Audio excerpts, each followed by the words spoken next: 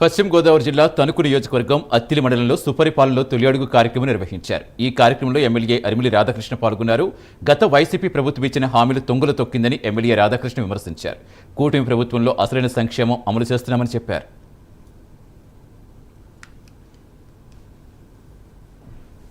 గౌరవ చంద్రబాబు నాయుడు గారి ప్రభుత్వం, కూటమి ప్రభుత్వం వచ్చిన తర్వాత వారికి అందినటువంటి సంక్షేమ కార్యక్రమాల ఫలాలను తెలియజేయడంతో పాటుగా వారికి ఉన్నటువంటి సమస్యల్ని ఇంకా పరిష్కరించే విధంగా అన్ని చర్యలు తీసుకోవడంతో పాటుగా ముఖ్యంగా గ్రామాల్లో అభివృద్ధిని ఇంకా పెంపొందించే విధంగా రాబోయే 4 సంవత్సరాలు కూడా గ్రామాల్లో ముఖ్యంగా రోడ్లు కానీ డ్రైనేజీల వ్యవస్థను అంతా కూడా సరిచేసే విధంగా, అదేవిధంగా రాబోయే వర్షాకాలంలో ప్రతి ఒక్కరికి కూడా దోమల సమస్య తగ్గించే విధంగా ప్రజారోగ్యానికి పెద్దపీట వేస్తూ ఈరోజు గ్రామాల్లో ఉన్నటువంటి అన్ని డ్రైన్లు ముఖ్యంగా డీసిల్టింగ్ చేయడంతో పాటుగా రాబోయే 6 నెలలు ప్రతి 14 రోజులకు ఒకసారి గ్రామాల్లో యాంటీ లార్వా స్ప్రేయింగ్ చేయాలనేది ఈరోజు ఒక నిర్ణయం తీసుకోవడం జరిగింది. గతంలో ఎప్పుడూ లేని విధంగా పెద్ద ఎత్తున ప్రజారోగ్యానికి ఇంపార్టెన్స్ ఇస్తూ ఈరోజు దానికి సంబంధించినటువంటి ప్రత్యేకంగా ఏదైతే పంచాయతీల్లో కానీ మండలాల్లో కానీ